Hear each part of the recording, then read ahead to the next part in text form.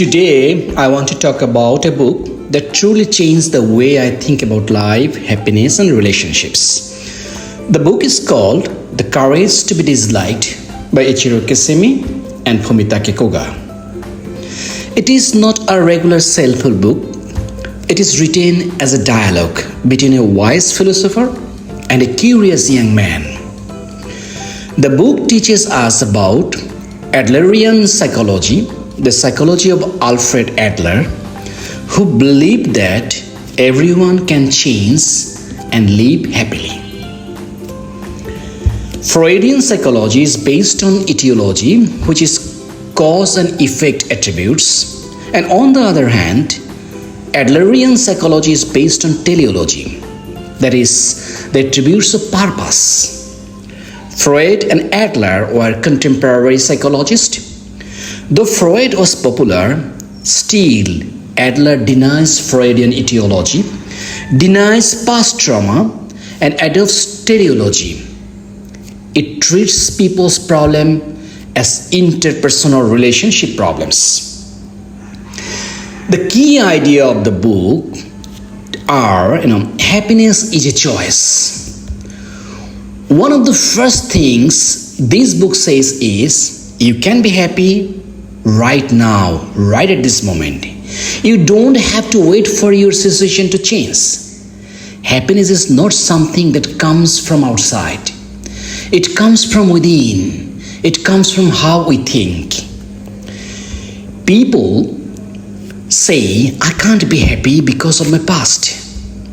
But the philosopher says, people are not controlled by past experiences, but by the meaning they give to those experiences. This means, even if you had a difficult childhood or bad memories, you can choose how you respond to them today. Next, don't live to satisfy others. The title of the book is, The Courage to be Disliked. What does it really mean? It means you should not live your life trying to please everyone. You are not responsible for how other people feel about you.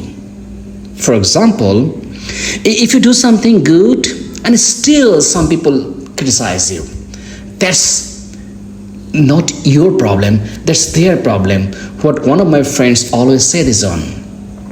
You don't have to control how others think.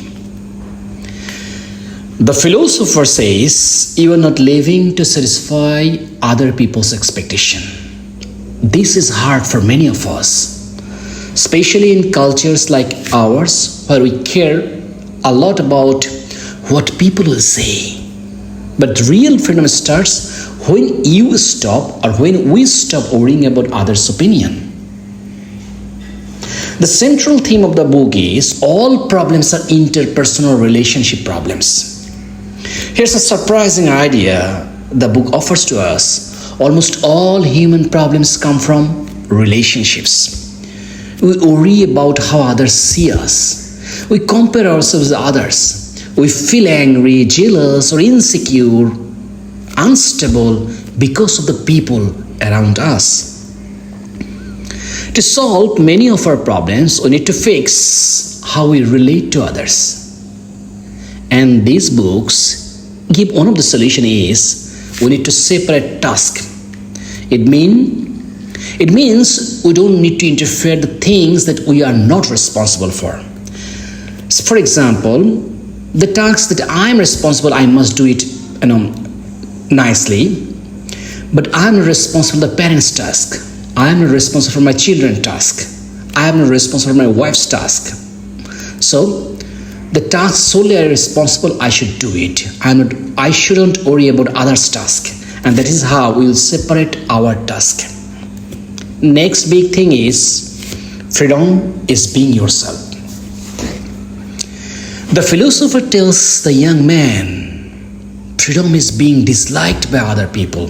It means if you're truly being yourself, not everyone will like you. And that's okay. We often try to fit into groups. We follow the trends and We hide our true opinions just to be accepted in the society. But these books says true courage is being okay with not being liked, because only then you are finally free. And we have to deny the desire for recognition. Desire for recognition makes us, slave, unfree, unsettled. To set our soul selfless, we must deny the desire for recognition, whatever it may be. It may be instinctive or impulsive desire. I know it is tough. We have to be like the Alexander the Great. The book offers us a great story of the Gordian knot. The story is, a chariot was tightly secured to a pillar of a temple in the Persian Kingdom of Lydia by the King Gordias. And there was a legend in that area that he who unravels the knot shall be the master of Asia. Alexander the Great pulled out his sword and sliced it in half with just one single stroke.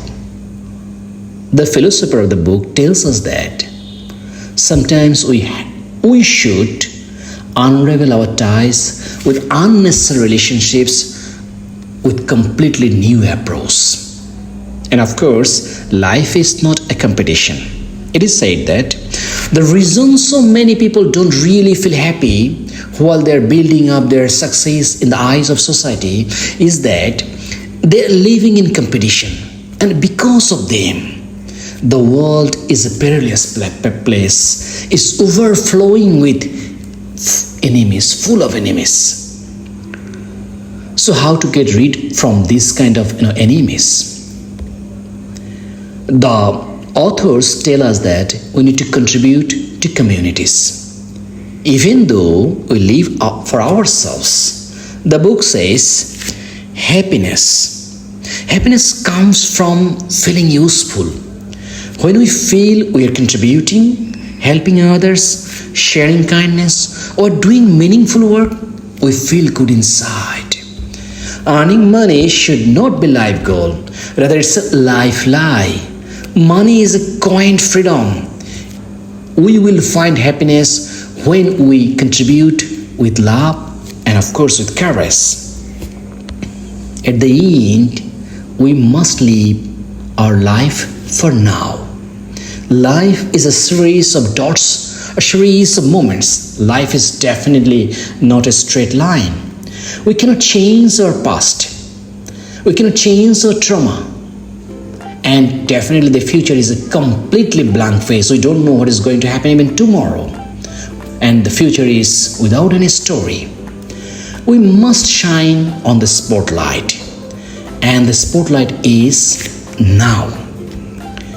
Before wrapping up, I must say the Courage to be Disliked is definitely not a book about being rude or selfish. It is about living honestly, accepting ourselves, whatever we are, and not being controlled by fear or guilt or by society. Basically, the world is simple and life is too. At the end, I must recommend the book to read. It's simple, deep, and truly life-changing. Thank you very much. Thank you for listening.